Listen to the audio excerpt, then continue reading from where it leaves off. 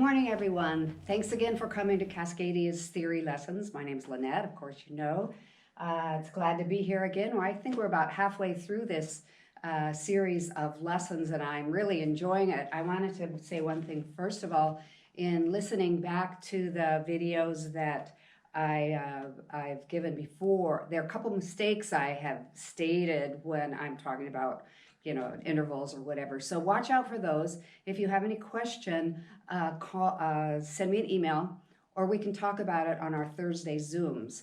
Thursday, Rebecca sends you a link, but the Zooms are at 11 o'clock on Thursday. And starting this week, we're going to be recording them so that if you can't make it on Thursday, then we can send you a link to that too. So anyway, today's subject is our intervals again, but diminished and augmented intervals. And this is going to be relevant for those of you who are arranging, and also I think for singers, because there's a certain resolution that comes from diminished and augmented intervals that singers really hear, and you hear it a lot in choral music.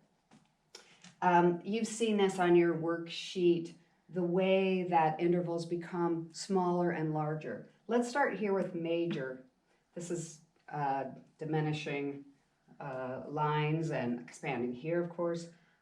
Your major interval becomes smaller and it becomes minor. It's called minor.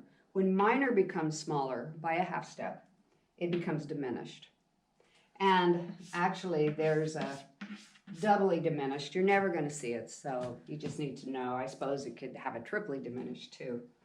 If you have a perfect interval, which are your fourths and fifths and octaves, when they become smaller, they're not called major or minor. They're called diminished. And likewise, in the opposite direction, when major becomes larger, it becomes augmented. And when perfect becomes larger, it becomes augmented. So diminished means to become smaller by 1/2 step, and augmented means to become larger by 1/2 step. So what we have here is we have the C major scale, and we have a series of fifths. I'm going to play these.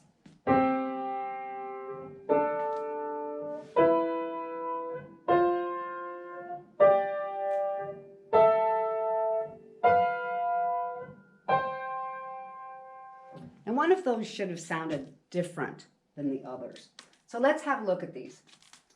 C to G is a perfect fifth. It's 7/2 steps. It's made up of a major third, C to E, and a minor third, E to G. So we could write the third in there too, if we wanted.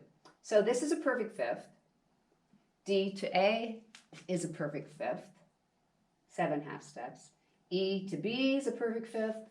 F to C, D to G, A to E. But look at this one.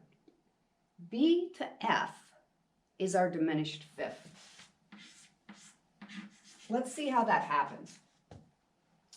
The reason for this is because in this fifth, there are two occurrences of the half steps from our scale system. The B and C is a half step, but also the E to F is a half step. So this is actually a diminished fifth. It's 6 semitones rather than 7. It's also called a tritone.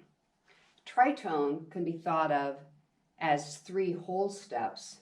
In this case, it would be B to C sharp to D sharp to F, or you could call it E flat to F. So there would be our 3 whole steps. Here to here to here. Here's the interval. Does your ear go anywhere all by itself when you hear this? If you're a singer, it's going to go here, because you've heard it so many times. Whereas a perfect fifth is very stable.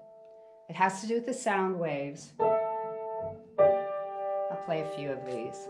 You can hear the difference.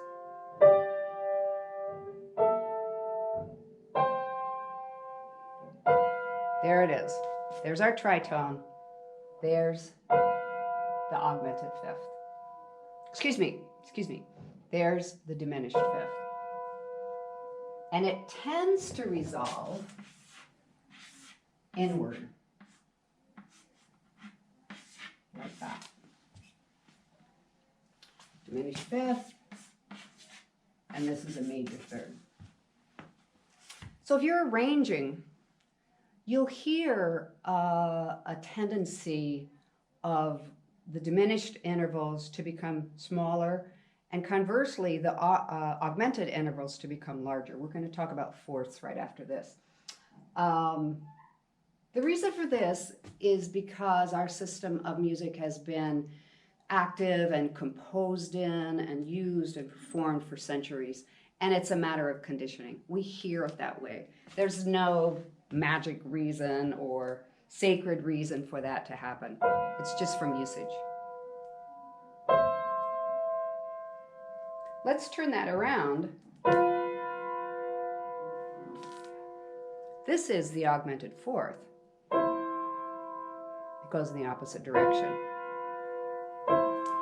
So I'm going to write a series of fourths based upon the C major scale. C, D, E, F, G, A, B, C.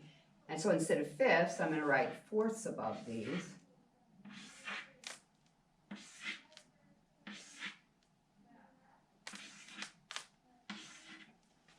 So you can see they're all fourths, a line and a space with a space and a line in between. I'll play these.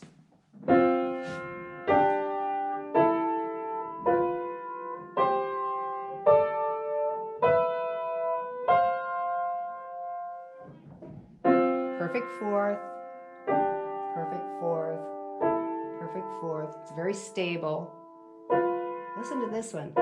Here's our augmented fourth. It's a tritone. F and B always put together form a tritone. A whole step, F to G, G to A, and A to B. This is your augmented fourth. There's 6 half steps. And this is going to resolve outward to this.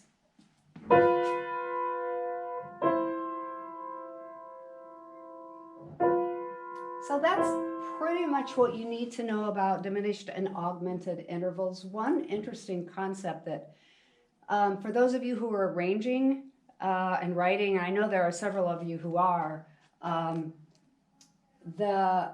intervals invert into one another. Augmented, and by invert I mean to turn upside down. Let me play it. If I play F to B, which is this, and I invert it and put the F on top, it becomes this, and it becomes the diminished interval. I'll show you what that looks like. Let's put the B here and the F here.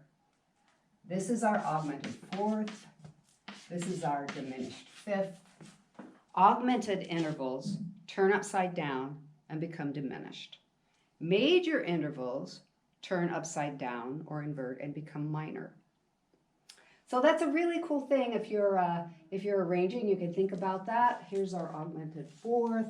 It tends to resolve here. And here's our diminished fifth. Tends to resolve here. Both to this minor sixth and to this major third. This is an inversion as well. E to C, C to E. So one more thing about the tritone is pretty cool. And throughout the history of European music, throughout the medieval, into the Renaissance, and sometimes even into the Romantic period, composers treated the tritone as kind of a demonic interval, and it was supposed to be the interval of the devil because it was so unstable. And so there's a bunch of cool music written Berlioz Symphonie Fantastique. That's a neat one to listen to. So anyway, I hope you've enjoyed this.